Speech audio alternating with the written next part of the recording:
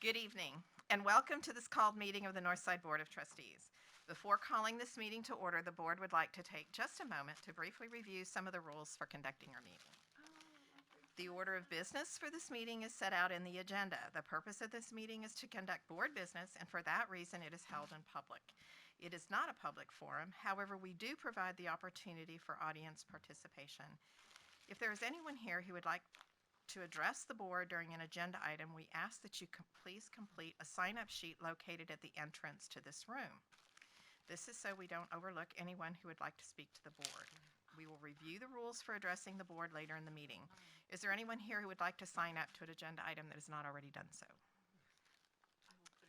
Okay.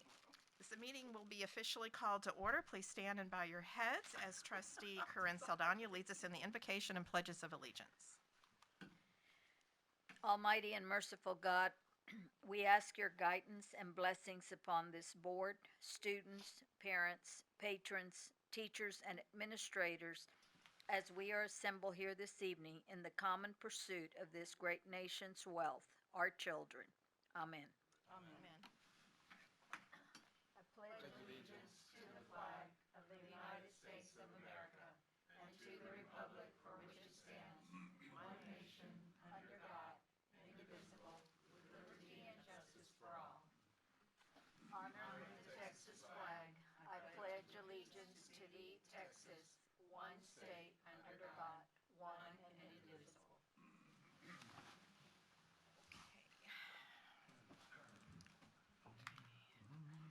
All right, thank you, Ms. Saldana. Let's see, first item on the agenda is, and I'm scrolling down, Dr. Woods. Okay, budget and finance, budget update. And would that be That will Dr. be Barajas, Dr. or- Barajas and I thought what I would do is inject a little context into it just so that the board has kind of a level understanding. The comments I'll make will really be more about where we are with regard to state funding and the potential for state funding. So let me just talk about that a little bit. And much of this you may have read. This has all been covered kind of popular media, but I thought I'd try to collect it all here at once. So the state, at the latest estimate, is sitting on about a $33 billion budget surplus. That is by far and away the biggest budget surplus the state has ever seen. That is caused, by the most part, by inflationary pressure on sales tax.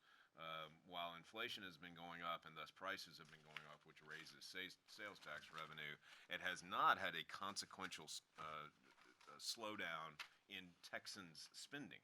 And so you get this rapid rise in tax collection. So that's largely what's going on. Obviously, oil and gas prices are still relatively high. That also adds to the state's coffers, both on the operational side as well as on the rainy day fund side. What I always tell folks who haven't been around this process is that don't get so excited about the $33 billion that you lose focus about whatever else is going on, because there's lots of restrictions, intentionally set restrictions on that money. So there are both, in Texas, there are both a constitutional and a statutory spending limit, two different kinds of spending limits that work in concert to a degree, that set limits on how much of that surplus could be spent.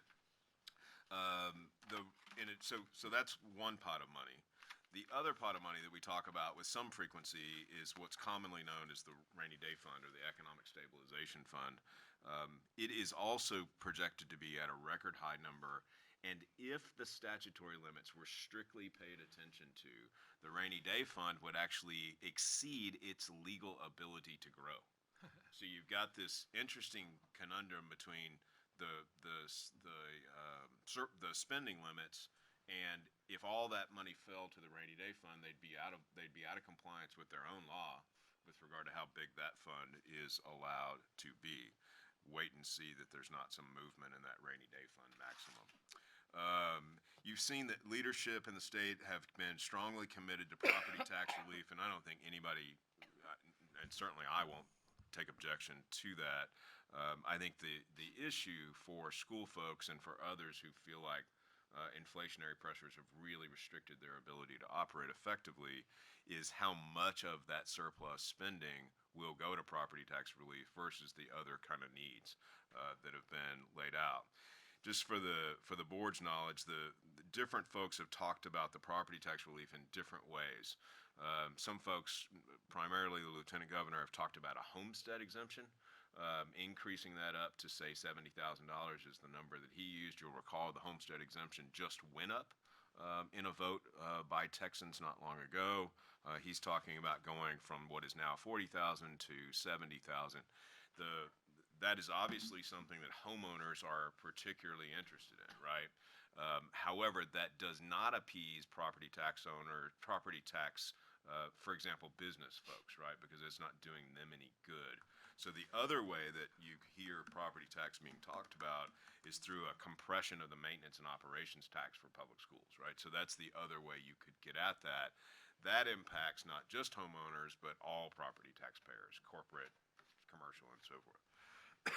So both of those are being discussed. When I hear people say which will more likely happen, most of the time I answer both. I think we'll see both likely to occur. So let me switch to kind of what school people are talking about. And I would tell you that school people have made and will continue to make compelling arguments around needing some of that funding for, and these things you're all familiar with. Safety funding is something that none of us believe the legislature can actually go home without enacting some meaningful safety funding. A lot of folks want to talk about teacher pay with regard to retention issues, because it's painfully obvious to everyone how big a concern that is in our state and across our country. And of course, some of us inject, but teachers are not the only shortage area in schools, right? So compensation is a real thing, but it's not just for that group of employees. Not to say that teachers shouldn't be paid more. I don't think anybody believes that, but that it ought to be also bus drivers and custodians and administrators and counselors and, lots of folks in schools. There is an ongoing debate about funding on enrollment versus funding on attendance. You already know that Texas is one of the very few states that funds on attendance. There has been some conversation about looking at a cost of living increase for TRS annuity holders. I don't know how much legs that's got. I think more likely you'll see another 13th check. And then general inflationary pressure on schools, as y'all well know. Just because inflation goes up doesn't mean that funding goes up, right? And so it stretches budgets all across the state. Just to give you a kind of a quantifiable number, since 2019 when House Bill 3 passed and did increase the basic allotment, you all recall that, inflation is up over 14% in that period of time. So in 3.5 years, we've seen inflation up 14%. So that increase in the basic allotment's been whittled away, to a degree, just like all of our personal budgets have, in this period of time. So I just give you that context kind of all at the same place at the same time so that you understand what we're dealing with and, frankly, the amount of uncertainty that exists as we sit here on February the 14th, happy Valentine's Day, in a legislative session that really doesn't get ramped up until March. And so it is hard at this point for us to say this is what we think might happen. It's hard, certainly would be impossible to model anything, even if it's already in bill language. So I just add that Renee's going to obviously talk a lot more about the more localized impact of where we sit with funding.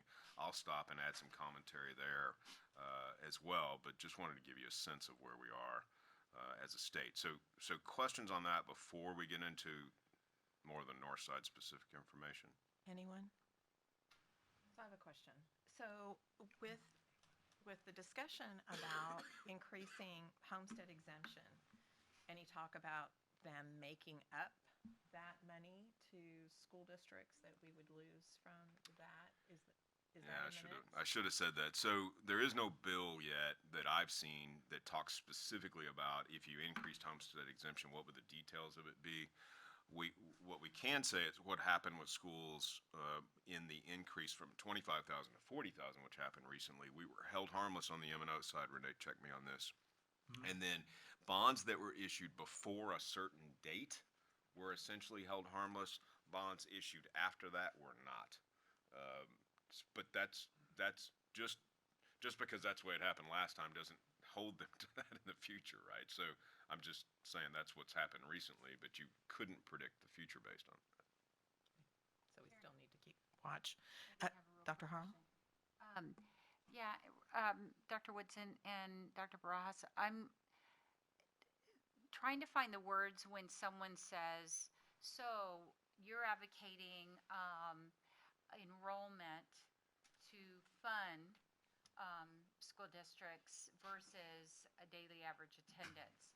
How much are we talking about, or why is that such a big deal? Would it increase by blank percentage? Right. Those kind of questions. Obviously, the devil would be in the details. So, in most states where they fund enrollment, they don't actually fund 100% of enrollment. They fund a target percentage of enrollment based on the last, say, 3 years or 5 years, and then they catch up at settle up if they're off.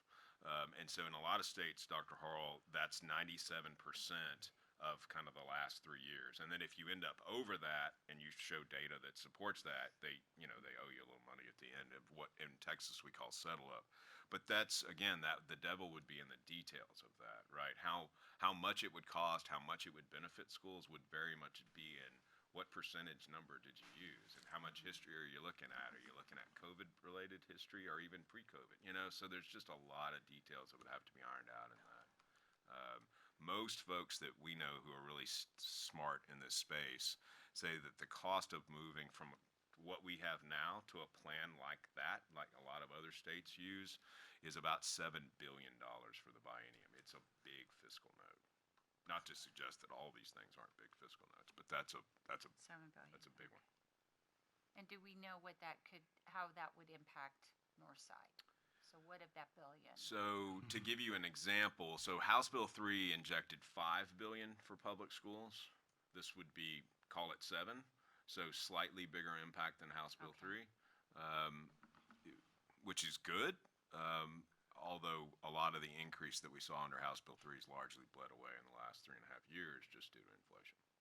And then the last question, of the safety talks that are going on right now, do they include mental health?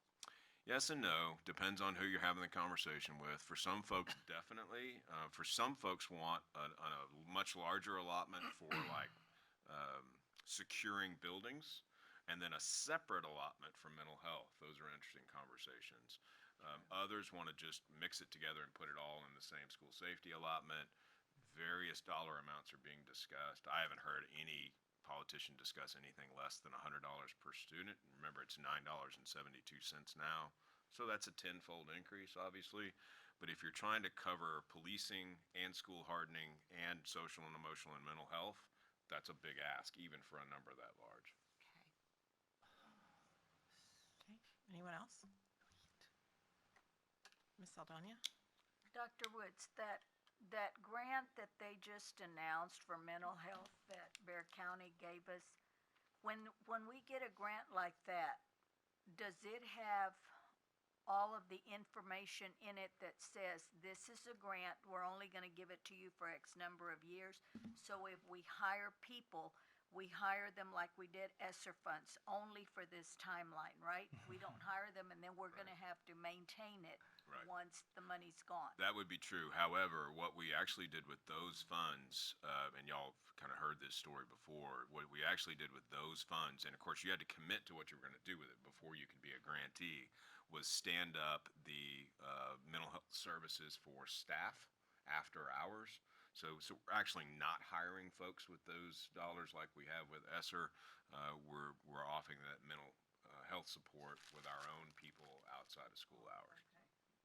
Okay, So we won't be tied to additional humans.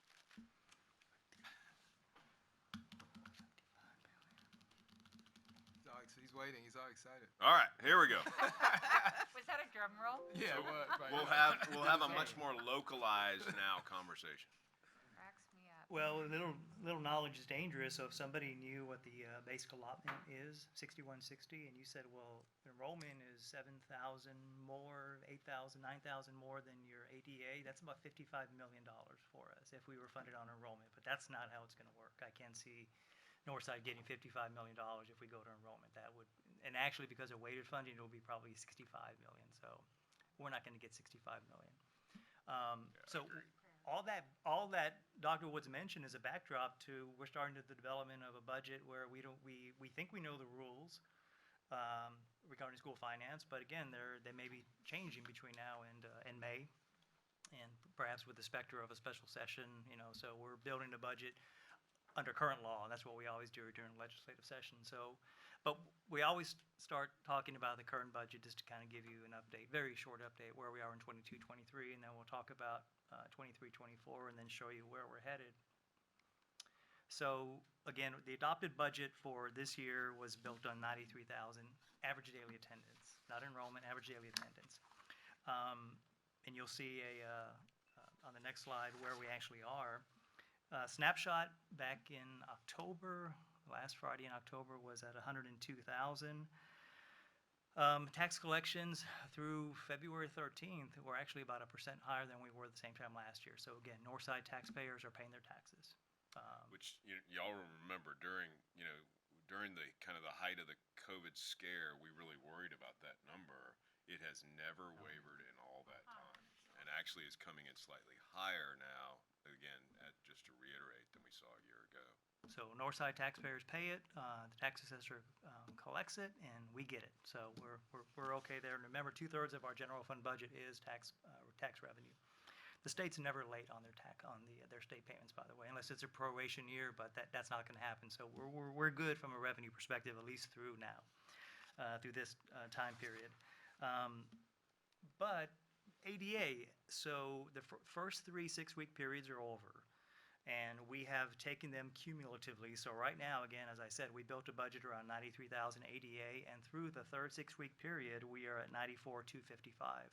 So we're looking at about a 1,200 cushion in relation to that magic 93,000 ADA that we were hoping to achieve this year. But as I've been told, the fourth 6 weeks, which we're in now, it tends to drop off, and then maybe it picks up in the fifth and then the sixth 6 weeks. But we are monitoring that. We don't have any plans to amend the budget in March or April for state revenue unless we see a number that is trending way lower than 93, which we just don't know. I can't go out on a limb and say that I think that number is going to be higher or lower than that. So just let me stop here a minute. So you remember we had a long conversation about how we came to the 93,000 number when we adopted the budget. Long conversation about kind of what the assumptions and the logic was behind that. And so through the first half of the year, so the TEA divides the year into 6 attendance cycles, right? So if you think of the first 3, that's the first half of the year. Typically, attendance is the biggest challenge in the fourth cycle, cold and flu season, and so forth. So that pattern that Dr. Barajas indicates is true going back many, many, many years, right? Based on history. So after we get through the fourth cycle, which will happen soon, I think we'll feel a little bit more confident. We'll be through 2/3 of the year, not just half, and we'll feel a little bit more confident in kind of where revenue may come in. The fact that we're a decent amount over the 93,000 that we projected is good news, right? That's good budgetary news. Now, would that in and of itself resolve the budget deficit that we adopted in August? The answer is no, it won't by itself, but it will ease the pressure a little bit if that continues for the rest of the year. How much will it ease it? I don't think I have a calculation. Do you? I mean, I don't know. We would have to run the state template using 94, 255, and see what the increase would be in state aid. But remember, for every 1 ADA, again, a little knowledge is dangerous. You would multiply it times about, 6,500. That's additional state aid that we would bring in for every ADA above 93,000, roughly.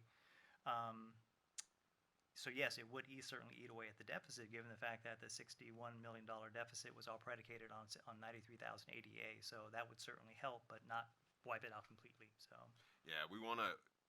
This part's really important. So we want to kind of couch for y'all that this is good news, at least so far, but it's not.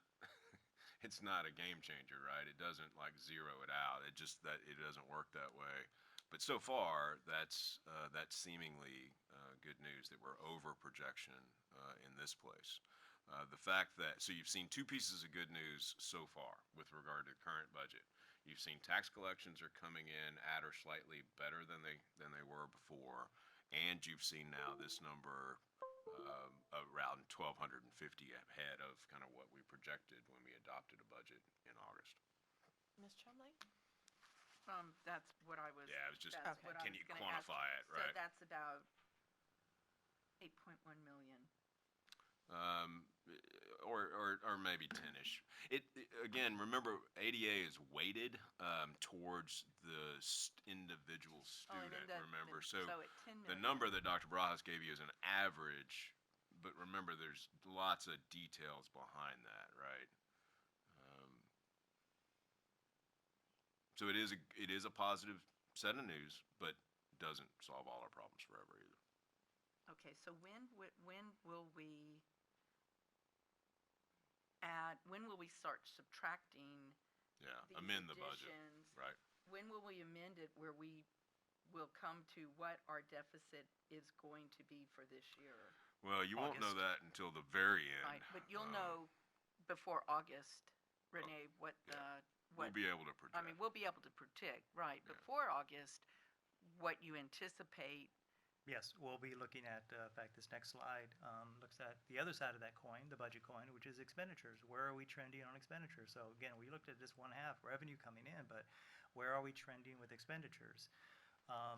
They're trending where we expect them to. So this is some information I believe that in December, the business department shared with the board via Friday letter to kind of show that we're monitoring the expenditure side to make sure that we're not hemorrhaging money somewhere where we're not seeing it. So if you look at 6,100, the payroll cost, right? Again, almost 90 cents of every dollar is in general fund is payroll, so that's what we spend a lot of our time. So we're slightly ahead, about less than 1% of where we were last year. So there's nothing that's concerning through this time period for us to say that things are getting away from us. And the other little pads of butter with the contracted services, supplies, and materials, you see that they're all within tolerances for us to say that the budget on the expenditure side, that we're within tolerances to make sure that nothing's getting away from us. Yeah, I think what we haven't seen yet and can't yet predict accurately is, we made some changes this year to the things we've typically done with regard to campus and departments in the past. And what will be interesting to me is, did those changes cause psychological behavior that said, got to spend it up front? In which case there won't be as much spending in the second half of the year, which could actually improve this situation.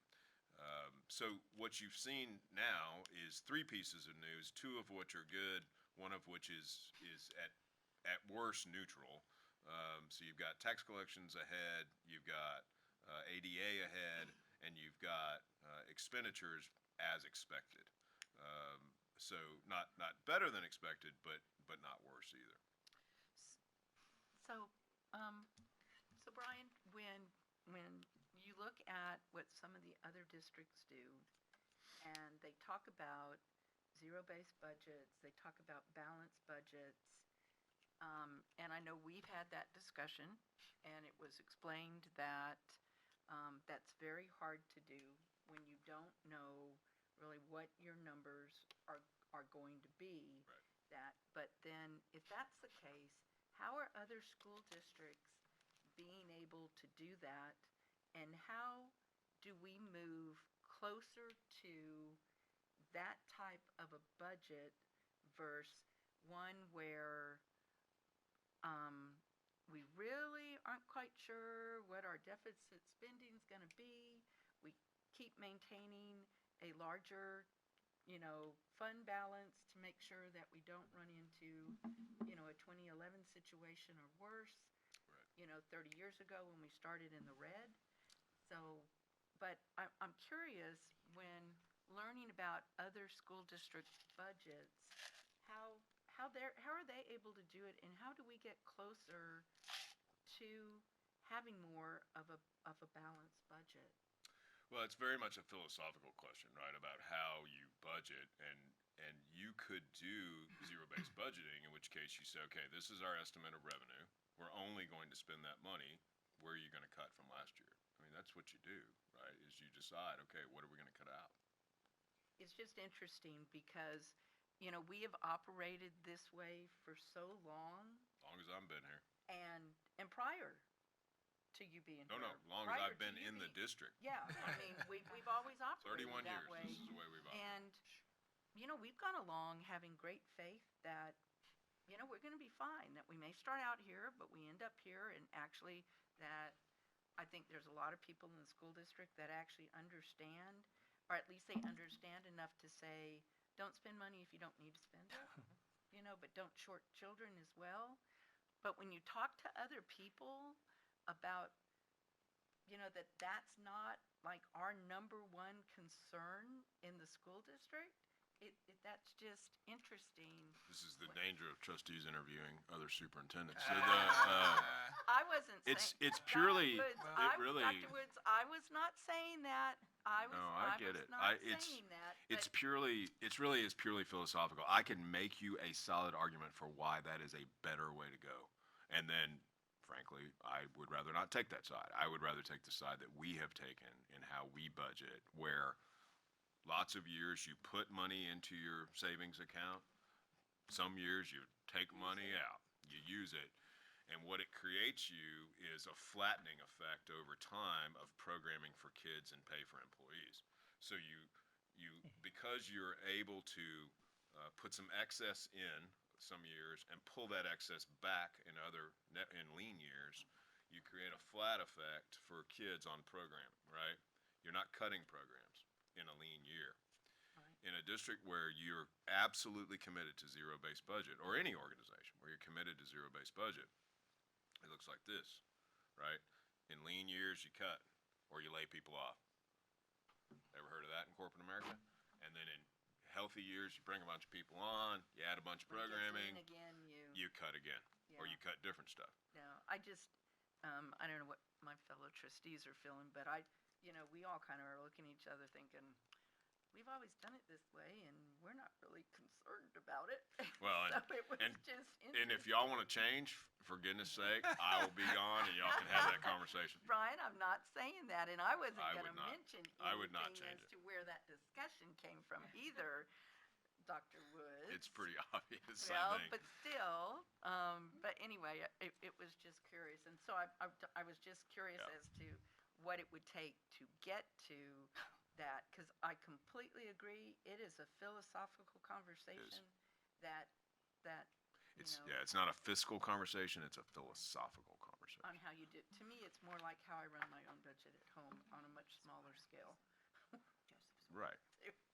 So, okay, that was it. Thank you. Mr. Blunt? Just one thing to add to y'all's conversation just now.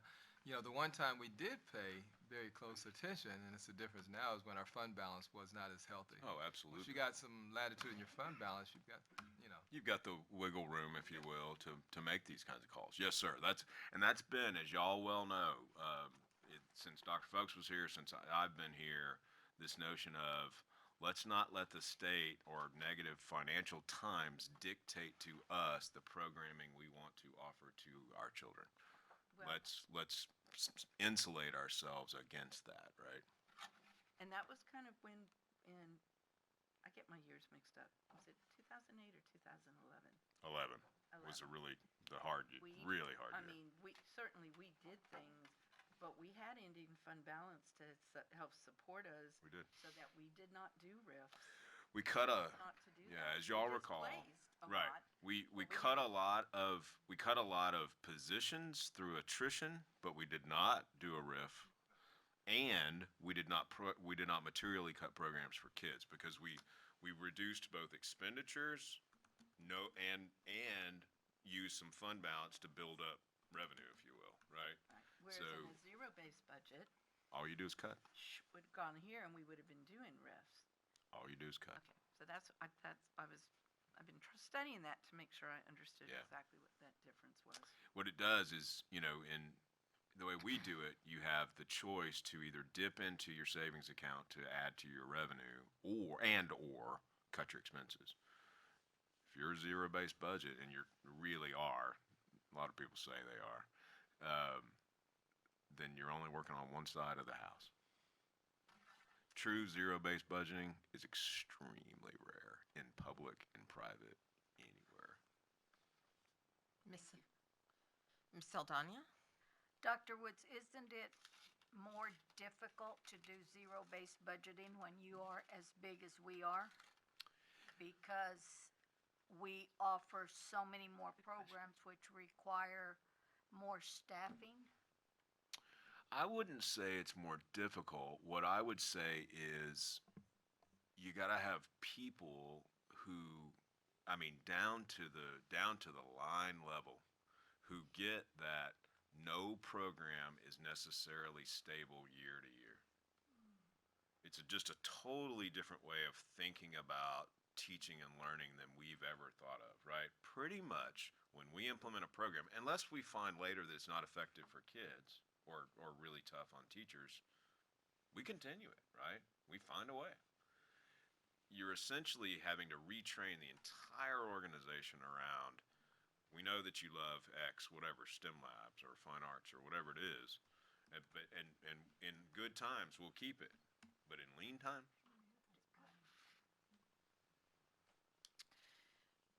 Okay. Before we move on to, we said, Dr. Barajas, you said that you wouldn't bring a budget amendment regarding the revenue, on the revenue side? State revenue. What about the expense side? Are we looking at a budget? We're trending where we need to be, so there'll be no reason. it would have to be a change, a real change. I think we're going to keep looking each month at whether or not we want to bring some kind of change to the board. I don't know the kind of back of the envelope math that Mrs. Chumley did, that 8 to 10 is enough to do it. What I don't want to have is the board or citizens or employees look at it and say, okay, well, it's better. And then we come back a month or 2 months later and it's like, no, it's not. Now we're still at 60, right? It's, we just, it toys with people's emotions, especially trustees who really, have a lot to say about it and want it to be better, right? All of us do. A change of that small a magnitude, we probably wouldn't bring a budget amendment for. If it was 20 million, 30 million, we'll be back. Okay. What else? All right. All right. Okay, so we've talked about 22, 23. And by the way, zero-based budgeting, nobody does it. It's great in theory, and people love to say it, but as the saying goes, beware the naked person who offers you their shirt. Zero-based budgeting, what it really means is that every campus, every department, every year has to come to the table with a zero budget, and they have to build it from scratch. The time that would take for an organization as large as we, and it's a sea change, and that's why nobody ever does it. If it is done, the superintendent won't last very long in any district where they have to do it, because it means cutting campuses, cutting programs, unfortunately. So that's why nobody does it. It's great theoretically, but I've never seen it done. There would be a few that may not agree with you on that. There would be. Dr. Barajas. Yeah. There'd be a few. But Yeah. I'd want to. I could have done it at Fort Sam, but I had 1,000 kids. I mean, that would have been easy. But I mean, it's something as big as we are, or HISD, or DISD, it's almost theoretically impossible to do. As Dr. Woods pointed out, most governments don't do zero-based budgeting. We get taxes every year, right? We're guaranteed to get those taxes. We're guaranteed to our entitlement. To your question earlier, Ms. Freeman, that if the homestead exemption were to go up and it reduces our tax collections, the state has to make up the difference. Because remember, we are always entitled to our capital E entitlement based on the number of students we have. How the state makes that up is entirely up to them. The state budget would go up because we'd be collecting lower taxes, unless we got a 25 or 30% increase in property values, which would then negate that increase in the homestead exemption, which a lot of people saw this last year. That's a fact. So. That's good to know. I didn't know that. Because I had the same question, who's going to make up the difference? The state? It's good to Yeah. know what the state has to do. Under current law. Yeah, remember, just think of a big capital E, like Sesame Street, entitlement. That's what we are due based on the number of kids we have, and that's what we budget around. That's what funds the programs, and so on and so forth. The mixture of state, local is depending on what happens to our MCR, maximum compressed rate, homestead exemptions, and all that stuff. So there you go. And again, with 23, 24, we are approaching it thinking that we're going to have another compressed tax rate, because we're probably going to get an increase in our property values this next year of some dollar amount, and nobody knows what that's going to be. But it doesn't matter, because it's all based on the number of kids we think we're going to have next year and the type of kids they are. So again, we'll start with some number of average daily attendance. We'll probably have to work with resource planning to say, are you seeing or do you expect to have more kids next year than this year? You know, they're the ones who have the finger on the pulse of the home developments and all that other kind of stuff. So we have to come up with a number, as Dr. Woods pointed out. We started this year with 93,000, with a bunch of fingers and toes crossed that we would hit that number. So this next year, we're going to have to do the same thing. It'll be conservative, just like we did last time. But again, you don't know because this post-COVID thing and everything else that's going on, it's not as easy it was 10 years ago in this district where you could rely on, I don't know, 12, 1,300 kids or whatever showing up every year. And as Dr. Wood started with the preamble, that the state may change how we're funded, increasing the basic allotment and a whole bunch of other things that we just don't know what's going to happen. So again, we build it based on current law, current knowledge, and see how far we can get, especially with Ms. Rosti keeping us abreast on all these different bills that are being put out there that may affect us. And she's already posed a lot of questions to us. Hey, how would this affect Northside if this bill were to happen? So we need to be very quick to answer those questions for a state representative or a state senator who wants to know whether it would help or hurt Northside. So that's what we're doing. Ms. Chumley? Brian, because I know that we talked about, and I know you've talked to principals and principals have talked to teachers about the importance of having our kids here. Yeah. My understanding, correct me if I'm wrong, that we've kind of had that message out through our staff that not only for the academic and the learning, but from a financial Yeah, standpoint, absolutely. it's important to have our kids here. Always talk about it both ways, yeah. So do you think that there's anything that we have implemented, or do you think that it's just trying to keep saying that message to keep people focused on it that has helped? Or is this just the natural progression of getting over, getting back to normal that we're seeing, that we have, more kids attending school? If I had to guess, I'd say a little bit of both. Honestly, we've certainly put a lot of effort into it, a lot of resources into it, but I do think what we've seen through the year, honestly, is compared to the first cycle, attendance is actually better now.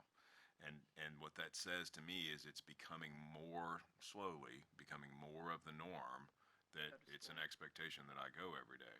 And there are going to be consequences, frankly, if I don't. We have asked the state, kind of towards this last bullet that was just made, to put back a little bit of teeth with regard to adults with minor children and the assurance that they come to school every day. That got taken out of the law in 2015, and which was not a big deal until COVID, and now it's a big deal. That's interesting because I have school that is kind of trying to think outside the box. Oh, we all are. But once you've thought outside the box and you've intervened and you've helped the family as much as you can, somebody somewhere needs to say it is unacceptable for that child not to attend school. Oh, no. So is there any way, because I was thinking it's actually really a federal program. It's HUD, comes through HUD. So what the question was could we work with legislators to say that part of having public housing, if you had children, is that you had a responsibility to have your kids go to school. And that was because there is a requirement that you volunteer as a parent in relation to public housing requirements. But I'm wondering if that's not something, Kelly, I was going to talk to Senator I don't hate that idea at all. about that, because that really, I thought, made sense, that if you're in public housing and you have children, part of your responsibility, an additional responsibility, right, is to get your children to school. Yeah, I obviously that would have to be connected at the federal level, but that that's something that Kelly and I can talk to. She's got contacts with a federal delegation, but attendance has been all over the nation a real concern since return from the pandemic. I just thought that was kind of an interesting. Someone called me on that today, right. and I thought that's kind of an interesting out of the box thought. So Before we move on, Dr. Harrell? No, I think I'm going to wait to add something to the agenda later on, because I think there's, if we start talking about enrollment and attendance, attendance, but more enrollment. Maybe in academics, we could talk about what are those programs and practices that are getting and keeping kids in school that cross all economic lines. Sure. You know, like fine arts or CT. What are those CTE courses? Because we know when kids are engaged and they love what they're doing and learning, they'll come to school, whether they're in public housing or they're, you know, in a neighborhood north of here. Right. So something along those lines. But I'm thinking that maybe waits for academics or something like Yeah, that. I agree. And that's, I don't know that we're going to have a hard date on that, but I think all of us could kind of posit a sense of what gets kids to come to school, right? Which is also, by the way, not measured in the accountability system. So Kelly does a really good job, as y'all know, of monitoring the legislative stuff, and so we'll stay up to speed on it. It is fully my expectation that the board will end up responding to something passed either in separate legislation or in the state's budget in late May. There is very little doubt in my mind that the board will still be working on this budget well into June, responding to legislative action. So that is just, and I know that creates anxiety for the business staff. It certainly does for the board, but I think that's the reality of where this session will end. And so it won't be a year where by the end of May you feel like budget's good. You know, we've done pretty much all the work. I don't think that's reality.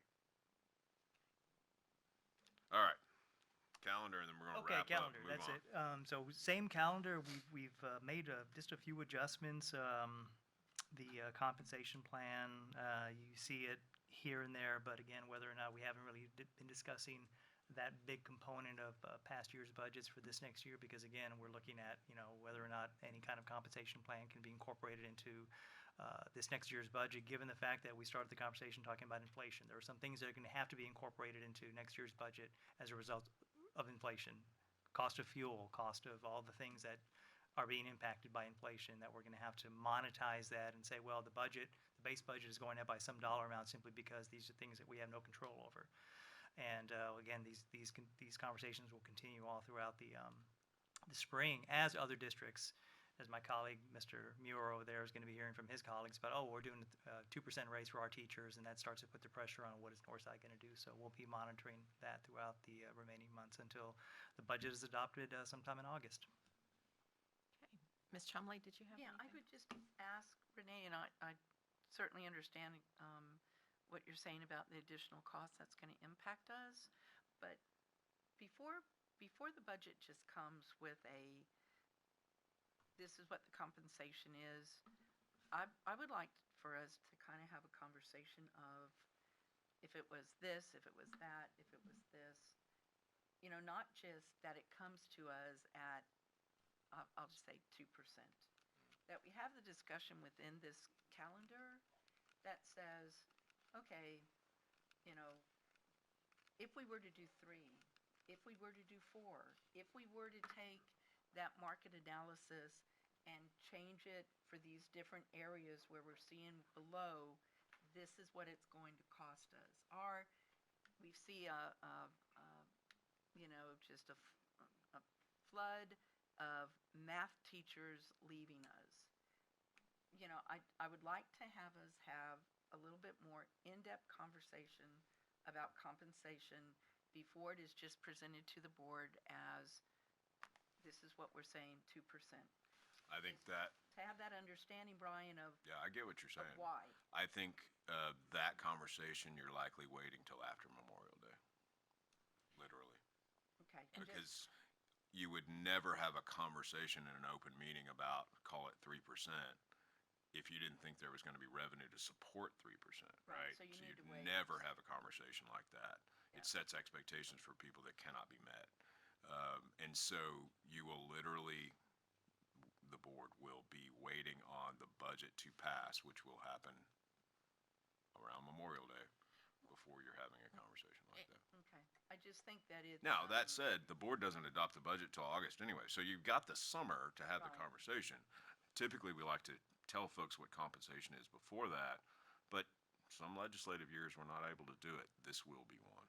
No, I do think that we need to change our process in that instead of it just coming to us that, you know, all we are recommending is 2%, particularly when there's been so much talk already about, a bill to give all the teachers a $10,000 raise, that we just have the discussion, that we be part of the discussion of how you are getting to that percentage, so that we have a better understanding to explain that Sure. when we're talking to teachers Sure. Well- Yeah, that, like I say, that can be arranged. I on think, it.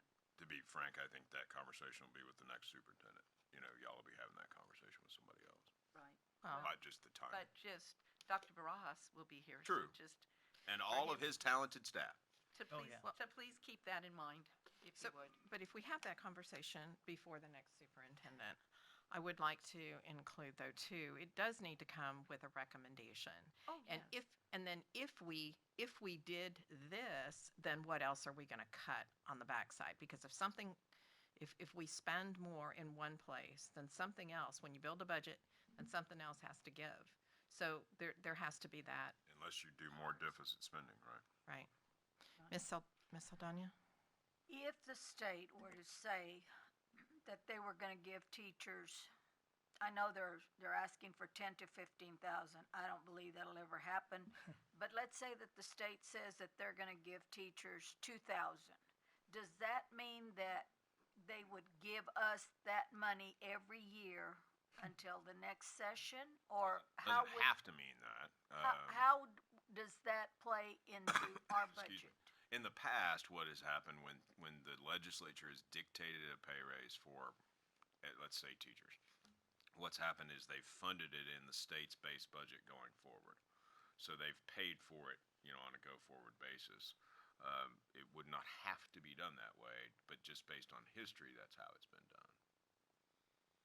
But they would give it to us and we would have to give every That, teacher that's or essentially, whoever they say.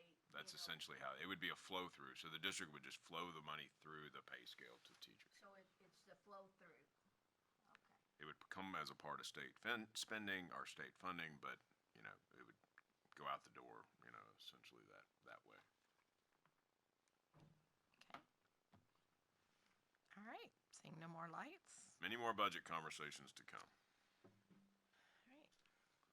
And next item on the agenda, going back to that, is under Human Resources, our insurance options for 2024. All right, so context on this. So you'll remember that in the past, we've had some conversations around looking at self-funding as a possibility for the calendar year, the insurance year beginning 2024. Well, obviously, if that's going to happen, it's time to kind of re-engage in that conversation. So this is the first. This one is kind of a, I don't know, John, a 30,000-foot look at self-funding. Then on the assumption the board wants to continue this conversation, we'll come back perhaps as early as late this month, have a little bit more in-depth and more detailed conversation and so forth, and eventually later in the spring, seek the board's approval to consider self-funding for 2024. And if y'all don't mind, can you introduce yourselves? Yeah, sure, we'll do all Is this that. on? Okay. Hi, I'm Letty Ramirez. I'm the benefits director. And tonight I'm accompanied by Alicia Dominich and John Bass. They are the insurance consultants that I work very closely with McGriff. And before you start, then, is McGriff new Yes. to because we had someone else that we were working with before. Correct. And did that change come about due to an RFQ? Or, Yes. I mean, It did. okay, and I'm just not remembering that we approved that, right? You were You part of approved a it. long conversation Long about that. conversation on that, and I'm sorry, I'm just not remembering okay. that piece. I just wanted to make sure It's okay. I was caught up with where we were and who we were speaking with. Yes, so we switched from Marsh and now we're with McGriff. So at the end of the 2023 calendar year, our contract with UHC, which is our current health insurance, is set to expire. And at this moment, we are in the process of evaluating bids for the medical RFP, which will go into effect calendar year of 2024. A part of this evaluation time is exploring self-funding, the self-funded medical insurance plan as opposed to a fully insured medical plan, which is what Northside has right now with UHC. So tonight, we would like to present to the board what a self-funded plan looks like and how it would benefit our district. So I think tonight was a perfect night for us to be out here to talk to you guys. John Bass, who is highly experienced in working with large, complex entities like Northside ISD, will now present to you about self-funding. So I'll turn it over to John.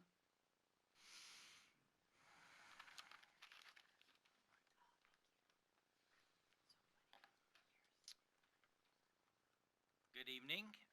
Again, my name is John Bass, so it's glad to be here. Thank you, Ms. Freeman and Dr. Woods and trustees. You have a hard copy of what you're going to see visually, so you can take your notes. If you go to the second slide.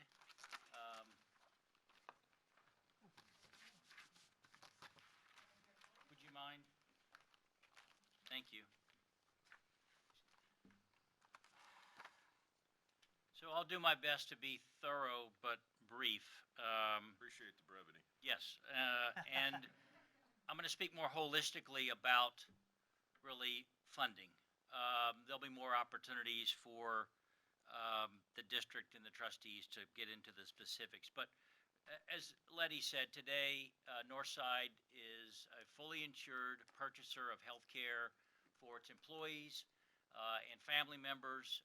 The carrier is United Healthcare for both medical and pharmacy. And as you can see in the top of the slide, a fully insured premium simply transfers all the risk to the carrier. And on behalf of that, the district simply pays a premium for that. Just as you would pay for your automobile insurance or your homeowners, you're paying a premium to transfer the risk to an insurance company. As there are lots of different options outside of being fully insured, but the most common option for a self-funded opportunity is for the employer, in essence, to self-fund, which means the employer takes the risk, hires the appropriate administrators and services, and also provides or purchases stop-loss or risk insurance against a large claim or large claims in aggregate. That is what is typically done. It's the middle bucket, self-funded with ASO, which is administrative services only, with reinsurance. That's the most common in the marketplace. Certainly from a professional perspective, we always would recommend, even the districts the size of Northside, if you wanted to go into the self-insurance market, you need to purchase reinsurance. That's just sleep well at night insurance, and it's really the appropriate thing to do for the taxpayers of the district. If you go to the next slide, a bit of a deeper dive into a fully insured program. You know, underneath the premium that the district pays, which pays roughly about 70% of the cost, the employees share in 30% of the cost in the various plans. All of the services that the district has purchased is within that premium. So, you know, that premium is going to pay for claims and administrative expenses and access to the carrier's network and so on and so forth. You also pay tax. Northside is subject to a state premium tax, which is not quite 2%. You're also we're paying a much larger tax for from the Affordable Care Act. That tax has largely been waived now, but it was upwards to almost 4%. But that tax has now come down. But there's still a tax on a fully insured plan. So those are the specifics underneath for the services that the district purchases. If you go to the next slide, when we're asked as professionals in the business, who is an optimal candidate to self-fund? These are the characteristics that we would say need to largely be there. Certainly an entity that's financially stable, can afford to take risk, and certainly the district, from my perspective, certainly meets that requirement. I've heard a lot about fund balances and so on and so forth, but certainly I would suggest the district is there. Able to handle fluctuations in expenses. I've heard that tonight. The districts may be growing, but the stability of the insurance plan is very stable. On average, there's about 10,000 employees that are covered under the plan, and that has been relatively stable for the past 3 years. Um, Letty and her staff are committed to wellness and improved employee health. There is a wellness director on staff, does a really nice job. So the district is investing resources in the wellness and the health of its employees. Certainly, the district has adopted innovations in benefit plan strategy. I would argue the district is one of the leading innovators in terms of how it designs its benefit plans. From our perspective as risk managers, the district, while it's had some large claims over the last 2 or 3 years, are relatively within norm and frankly below norm. And so that is a plus. In conversations with the staff here, there are things that potentially could be done in a self-funded environment with respect to benefit design, providing greater benefit choice to employees in a self-funded design versus a fully insured design. So these are some things that we would see that would be important if a entity decides to entertain self-funding. Go to the next slide. A bit more into the weeds around the advantages of being self-funded. I'll do my best to be brief. I've talked about being flexibility in plan design. I have talked about stop loss. The district can decide what level of reinsurance it wants to purchase. There's an open market in where you purchase reinsurance. It's a very competitive market, which means it's typically a plus for the buyers. And that reinsurance thresholds can be set at various levels. I've talked about the tax savings being self-funded. Certainly the biggest advantage is the elimination of a state premium tax, which is no longer there. In essence, your administrative expenses are lower because if you're not buying an insurance program, you're stripping away certainly profit, a carrier's profit. And so that largely drives a lower administrative cost, but also as a self-funded plan, you can purchase the exact services that are tailored specifically for the district and what the district wants in its administrative program. And so as when we go through our process working with buyers, we will look very closely at the type of services and health services support. Sorry, that was one of our classrooms. Health services support that would be beneficial to the district. Cash flow is one where the district could have an advantage. There is a trade-off, though. When you have a cash flow advantage being self-funded, you're not paying profit, you're not paying into underwriting margin, but you have a deferred liability. It's called an incurred but unreported liability. So it's a deferred liability, but it can be technically capped. You're certainly not paying margin to a carrier. You're keeping the margin, if you will. From our perspective, as insurance brokers and consultants, we like to get at data. And with the size of the population here, data is very rich. It's really the DNA of what's happening underneath with respect to your population. What groups of employees need more support? They need more support in accessing care. They need more clinical help when receiving care or making a healthcare choice. Data will tell us a lot about how to help design a program. And then if you move to the last page, there are some disadvantages, certainly. You're enjoying stable premiums today. You know exactly what your premium is each and every month. Obviously, you're assuming additional risk being self-funded.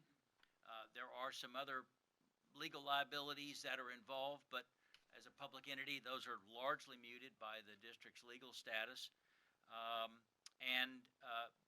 As a self-funded plan, you do have a fiduciary liability. to administer the plan according to the plan documents.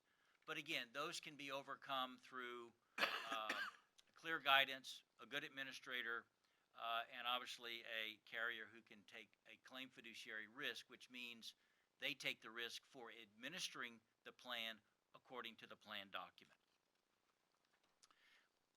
If you go to the next slide, I want to just briefly touch on reinsurance. This sometimes can be confusing, but stop loss or reinsurance is often in two buckets. The district, for example, if you're self-funded, would purchase insurance against any single claim for an individual over a certain threshold. In this example, the specific deductible that the district would purchase would be $250,000 for any individual claim. Any amount over that would be reinsured, if you will, so the district's exposure would be capped. So in this example, if the cost of the claim is $400,000, the reinsurance amount is $250,000, the reinsurance would reimburse the district $150,000. Sounds like a trivial expense, but think about what's happening in today's healthcare market. You could have a claim of $500,000, $750,000, $1 million, and so reinsurance becomes very real. So that's on the individual deductible amount.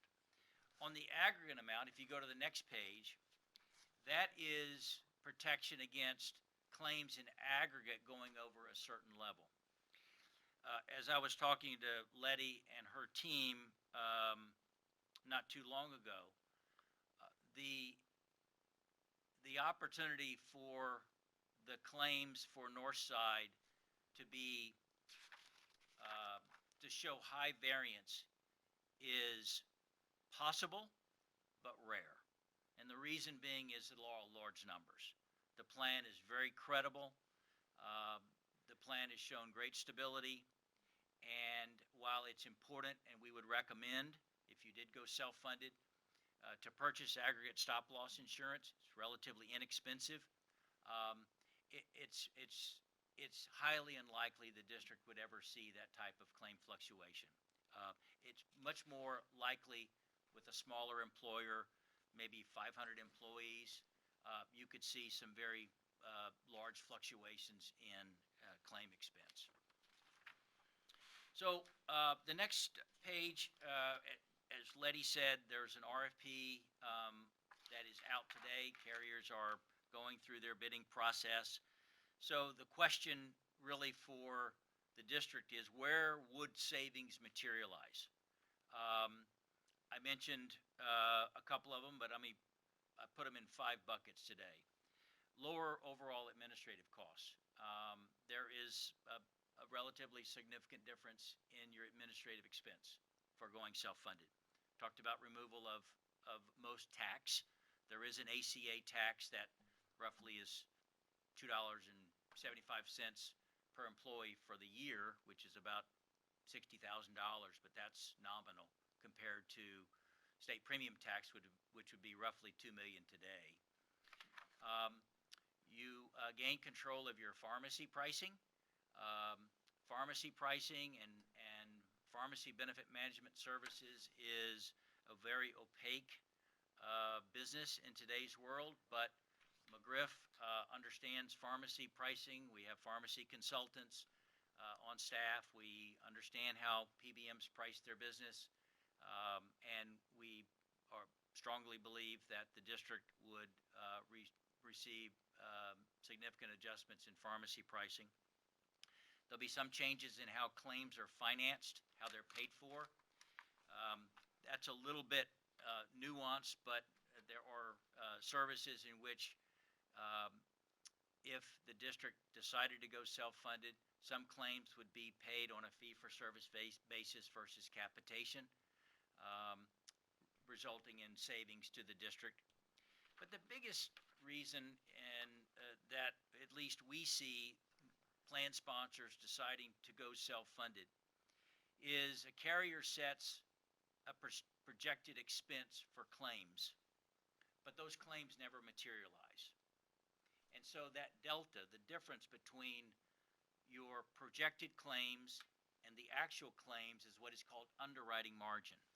Today, that underwriting margin goes to your carrier, whether it's United Healthcare or any other carrier. That's the concept of insurance. But the underwriting margin that we've seen continues to be a healthy margin and a consistent margin that the district potentially could obtain, if you will, in a self-funded program. So those are the main buckets of going self-funded. If you go to the next page, Dr. Woods and Letty hinted that there's an RFP on the street. We're going through the preliminary analysis. There's other deliverables that the bidders are going through, but potentially maybe in late March there may be a recommendation from staff, or it may go into April. So, happy to take any questions, any comments. Ms. Chumley? I just have one just real quick. So one of my members owned a large group of healthcare centers, and he self-funded his healthcare for his employees, about the same size as us, maybe a little bit more. But he actually had a broker who went to, he looked at all of the claims and actually went to doctors, went to hospitals, and actually he ran a report of all of the different operations and procedures that are done in a hospital and what the true cost to the hospital was versus what is charged to patients. And so between himself and the broker, they went to like Methodist and St. Luke's and Baptist and said, for, I don't know, I'm trying to think, a gallbladder surgery, we're willing to pay you X amount of dollars. And the hospital signed on to that through his plan. And he did the same thing with the doctors that signed on to be part of this plan. So within the scope of what you're looking at, or when you talk about the vendor, who will be doing that? Okay. So most of the vendors that are participating in the RFP process are, have their own provider contracts with Methodist and with Baptist and a whole. What if we don't like those provider contracts? And I'm not, to me, truthfully, no offense, but that's like just going to another insurance carrier if they've already have their, United Healthcare has this, so if we go to a vendor that has brokered this, there's really not a lot from, because I'm looking at it from what are we going to be able to provide for our employees on a health benefit, but on the cost side. Because when we talk about how much our health insurance costs to our employees, we're usually looking at the low side of cost, because I've been talking to employees recently that are paying $1,200 for them and their spouse. And I don't know what plan they're on, but I think we need to take a lot deeper dig the next time we're talking about health insurance on what it's going to cost to our employees. So I'm not seeing a big difference. Then I'm not seeing a big difference if all we're doing is going from somebody who's brokered their own deal from United Healthcare. So I was really thinking this was going to be more where y'all or whoever would be saying, looking at our data and saying our employees have X amount of surgeries, we have X amount of employees, 25 and under, or 35 and under, that only go to the doctor one, and that we would then be developing our plan and talking to the hospitals and establishing, if you want to deal with Northside, this is what it's going to cost. So is that an option when you're looking at, because it says that the RFQ is already out, RFP, whatever, is already out. I doubt that that's part of the conversation that was within the scope of what we were asking for. And maybe that communication got lost across the time when we were talking about self-funding, but that's what I thought we were including in it, because to me, going from one person to someone else who already has their own plans, I'm not seeing a huge difference in this.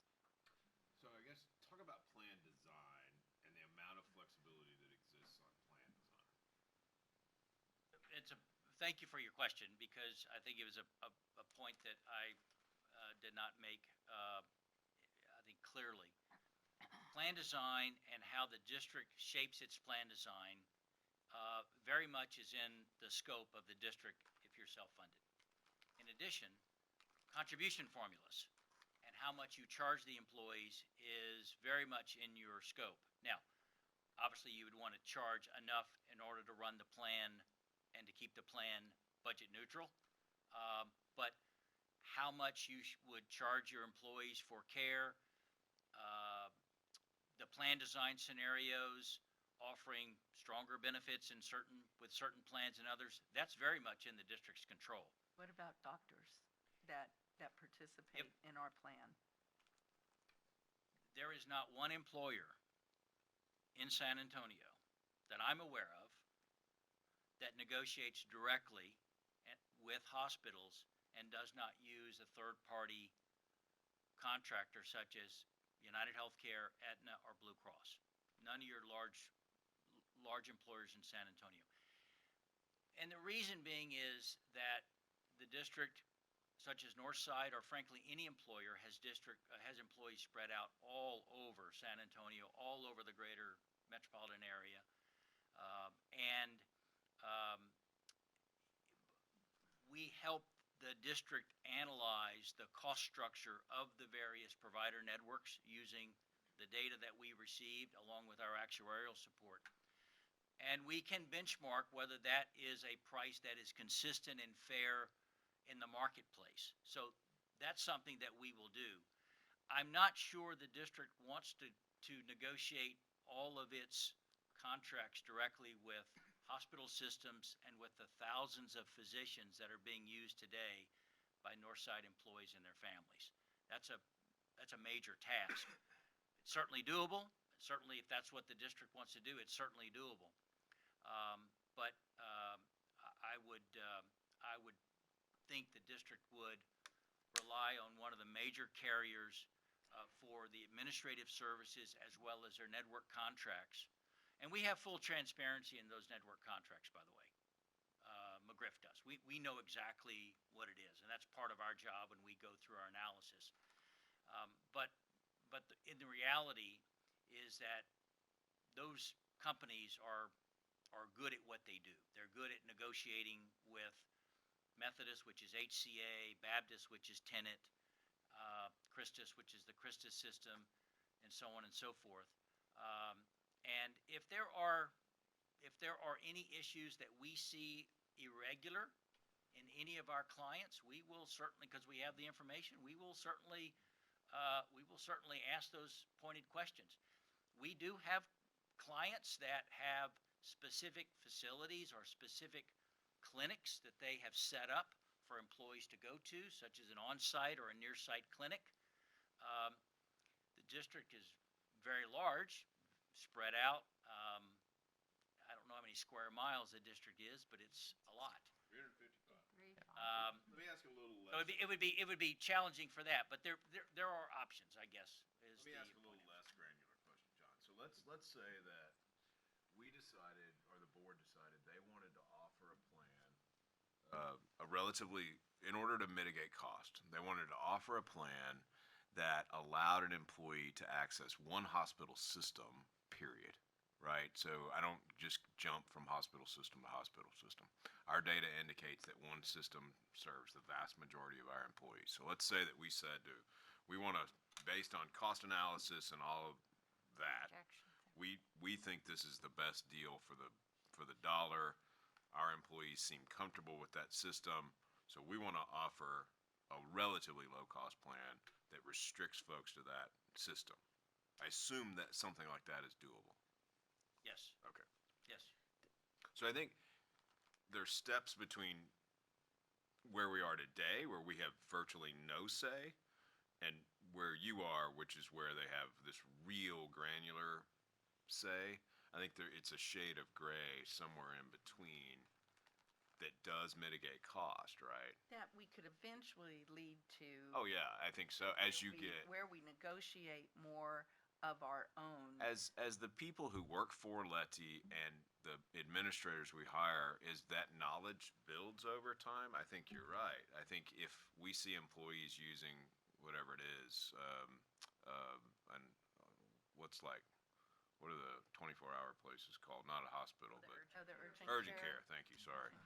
I try to stay away from it. But so if we saw that folks used a lot of that, right, we could use that data, go to that provider and say, okay, we can build into some of our relative low-cost plans that the only option is your place, right, whatever, just again as a way to drive costs down over time. Right. I don't know that you'll see all of those bells and whistles in 2024. There's a big lift in this change. Letty's sitting there having a stroke as we speak. There's a big lift in the change. And so what I think you'll see in 2024 will evolve over the years into a much more sophisticated and much more tailored plan. But frankly, what I hear, John, and what you're saying is that even if all we did was buy somebody's product off the shelf once we decided to go self-funding, there's almost built-in savings in going self-funding based on y'all's analysis of our data from the past. I'm not asking you to guarantee. I'm just Yeah, saying. I don't that's deal what in absolutes. I get It's an element of risk and the elements of savings and. But the greater likelihood you- is of a substantial Your savings. greater likelihood to save money is significantly increased by going self-funding. Just because of the stability of the plan, the law of large numbers, the consistency, and we've seen the consistency, even during COVID, the consistency of the district's experience. The district did not undergo wild swings in claim experience, which we have had clients that had very wild swings in their experience. Think about it. We shut down, which means you couldn't get services unless it was an emergency, right? And then we've seen clients have their utilization as they opened up and care has opened up, their claims have spiked tremendously. While there's been some ups and downs with the district, by and large, the district's expenses has been relatively flat, even over a multi-year period. The district's expenses have been relatively flat, even in the face of medical trend, which we typically project 6% for medical trend and 10 to 11% of pharmacy trend, which on average is about 8%. The district hasn't trended above 8% cumulatively in almost 3 years. So there are reasons why self-funding may be the right approach for the district. But as Dr. Wood said, we'll have to look at the data and look at the numbers, but there's certainly So it's not quite opportunity. going to be what I had anticipated, but it's a start to get us there. So along It is. along those same lines, so I've been on the physician side of this, and I know that some self-funded groups, some have more narrow networks than others. So certainly the more narrow your network, the more savings that you have within the organization. Sometimes it's real difficult for some providers to become part of a specific network for a various number of reasons. So I suspect our employees are going to see that change. Is there any such thing as a PPO plan in this type of, in a self-funded plan? Oh, sure. Yeah, again, the district has say over the style of plans, narrow networks, broad access, plans that incent certain behavior, plans that have maybe a high deductible health plan with a health savings account, a tax advantage account. There's lots of options that the district can deploy, and frankly, a lot of those options are in play today.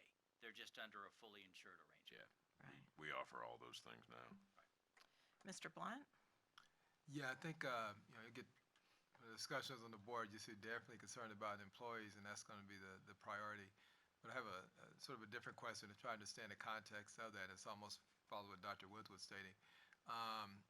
Whatever our savings is potentially, what do we look at in terms of including for the risk? And what I mean by that, if our savings here, but you say, wait a minute, just like the fund balance discussion we had earlier, we need to maintain this amount from a risk standpoint. How do we sort of balance that out?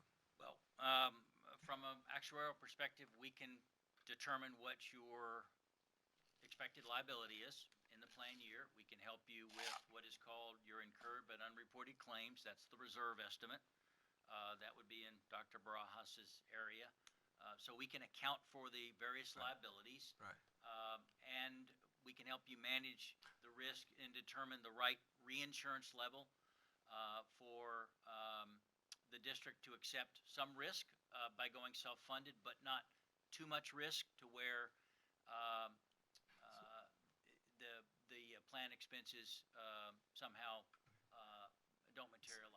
And this isn't a fair question, but I'm sorry, I got to ask. So, for example, I talk fund balance. Some say you maintain 3-4 months, except whatever the number. Is there something you would apply, just what you know from Pat? Hey, from a risk standpoint, you're going to maintain 20% or whatever. Is there something along those lines you look at? If you think about a pharmacy claim, when you go to CVS or Walgreens and you hand them your card and they process that claim just got processed. Mhm. So the liability for a pharmacy expense, which is about 20+% of all of your expenses Okay, I today, see you're going. is almost nil, right? Your liability is medical claims, Okay. but in today's world of electronic transactions, most all carriers, what we would call auto adjudicate Okay. 80% of all claims. So you know. We're really talking about a really small percent, and so depending on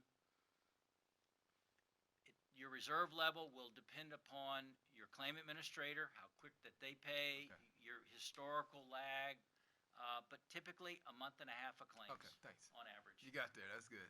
Thank I had to you. you asked the question, I had to give you some Yeah, you did detail. good. Thank you. In prior years, we've set aside some fund balance to mitigate what we were almost certain was incoming insurance, cost increases, just to try to not pass everything on to employees, right? And those dollars still exist. And so there are several $1 million sitting ready to mitigate the risk that you're hearing about tonight already in fund balance. In addition, in the first year of changing to a plan like this, the costs incurred early on will be slow, right? They'll be slow in coming. And so you could, if you needed to, via premiums, add to that cushion early on. So feel pretty good about where we stand even today in that regard. Thank you. Ms. Saldana? If I'm understanding you correctly, we have to make a decision on whether we want to self-fund no later than April the 11th, correct? That's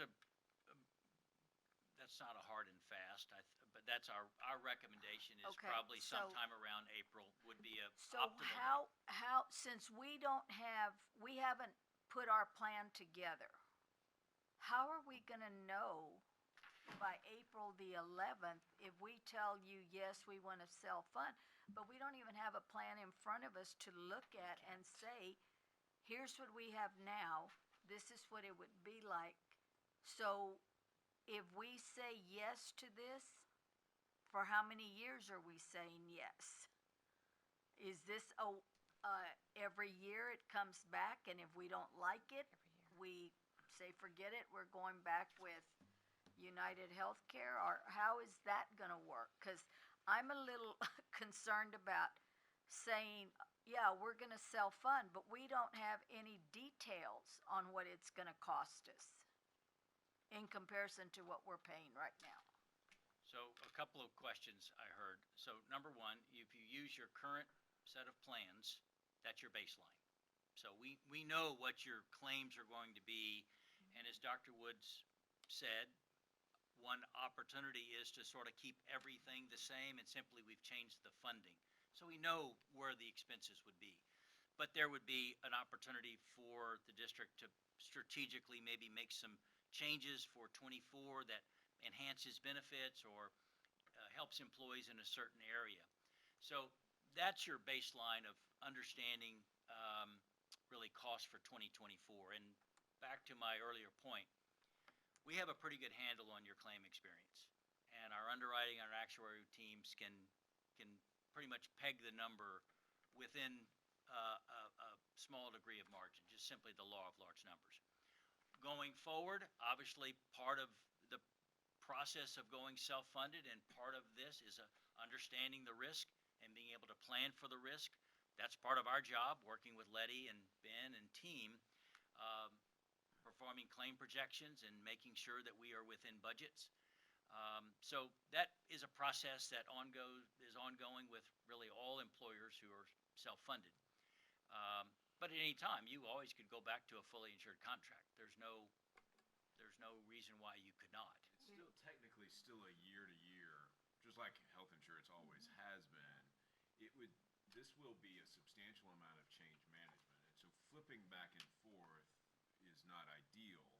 But if you had a disastrous experience, either in fully insured or in self-insured, you could always change your mind, right, and go back the following year. There is a leap of faith involved in this, clearly, a little bit. Although we've now got good information from multiple consultants telling us very similar things about savings and the ability to be much more flexible in our plan design. In addition to that, I think you've got this kind of likelihood of cost savings, even if all you did was keep everything exactly the same as you have it today, right? But again, part of this is change management. So this goes back to Mrs. Chumley's question about, that kind of granularity of negotiation. Our thinking just on a change management basis is let's start slow. Small changes that we feel really good, enhance benefits and lower costs. Following year you may negotiate some other things. And the following year some other things, right? To try to keep improving it year over year.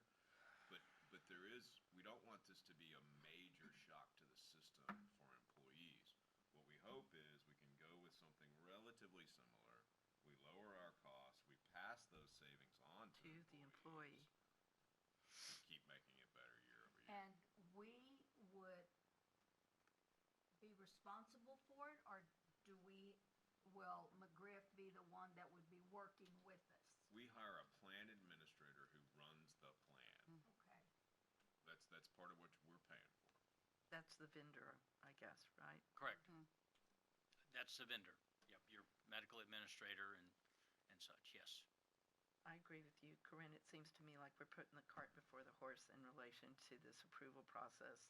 So my recommendation would be, because we're talking about approving the funding and then approving the vendor on the same date. So I would really like to see what the plans are, what they would look like, and what the differences would be, let's say on the March 28th meeting, and then approve a vendor on the April 11th meeting. And I'm not comfortable with you asking us to do the self-funding approval on the same date that you're asking us to approve the vendor without seeing what this really looks like. So if we're going to say we're going to do small changes in the self-funding, we're going to keep pretty much everything we keep, then I want to know what we're looking at, not hold firmly, but pretty good guesstimate of the types of savings that we're going to be able to be giving our employees while maintaining the same kind of coverage that we have, because you're telling us you know our claims history, you know what the anticipated losses would be, so we should be able to get an idea of what that looks like, Brian. Doable? Doable. Isn't that a committee meeting potentially before? I'm fine with it coming with all of us. In fact, I would prefer, Bobby, that this time we don't go to a committee, that it comes to all of us. Our thinking was that this is such a substantial change that all of these conversations would happen with the full board. So here would be our intent, I think, going forward, based on the conversation tonight. We think that we can come back in 2 weeks at the end of February and have a more granular conversation. I don't think we'll get to the level of detail you're talking about just yet, but a more granular conversation. Let the board ask some more questions. Let us try to answer them on the spot when we can, and if not, prepare answers for the next conversation. That would then allow us a third informational conversation if we needed it at the end of March, where we get into perhaps an even greater level of detail, before looking at vendor approval at the called meeting in April. Does that seem satisfactory? So that's several more bites at the apple before you're actually being asked to approve something. Dr. Hall? No, Good. I wanted the full board. That was, Yeah, Yes, we same had way, so- we had already decided that thanks. for you. We just thought Love it's it. just too big a deal. Yeah, it's too big a deal. I thought for y'all not to all have the opportunity. Okay, so we have more or less marching orders. We'll regather. We'll talk about a presentation for the 28th of February, and then start laying out what a March 28th presentation could look like. Sounds Good. Good, thank you. Thank you. Thank y'all. Appreciate y'all very much. Thank you. Thank you. That was good. Okay, next item on the agenda is resolution on pay for employees during emergency school closing, if I have Sorry, that, right? You do. Yes, ma'am. Sorry, my computer went to sleep. What was he, the drug dog? Dare dog. Moving us along, Brian, if you don't mind, I move approval. Much appreciated. Thank you. Clifford and McGruff. To the board, we have a motion and a second to approve the resolution of Board of Trustees. Let's see, approving the district weather-related closure of schools. The dare dog. Compensation for. Thank you. Any questions? We've done this before in weather instances or times when we've had to have closed schools. Along those same lines, before we go for a vote, though, we are okay right now. We don't have to add any school days. Their minutes are good. As we sit here today, we do not need to add minutes, which means make up the days, right? So we're good. So this resolution only deals with the compensation aspect. So we anticipate freezing weather. February's not over. Yeah, It's valid. It's valid, and in that case, we'd have to come back and have a different conversation. But as it sits today, we're good. You Okay. need a motion? We have a motion and we have a second already for the resolution on pay for employees during emergency school closing. Wait, who motioned? Who did the motion? Oh, I did. Melissa and Bobby second. seconded. And Bobby Okay. seconded. Sorry, that was quick. Yeah. I'm sorry. No, you're okay. I knew we were all gonna. Okay, so any further discussion? No. All those in favor signify by saying aye. Aye. All those opposed, same sign. Motion carries. And now we're down to executive session, Dr. Yeah, we are. Yeah. Yes, ma'am. Okay. So, We're actually going to go in there if y'all are okay with that. So, the Board of Trustees on February 14th, 2023, beginning at, y'all, it's going to take us 5 minutes, no more than 5 minutes to get there. So, at 7:38 p.m., we'll convene in closed meeting in accordance with Texas Government Code, Section 551.071, all the way to 551.089.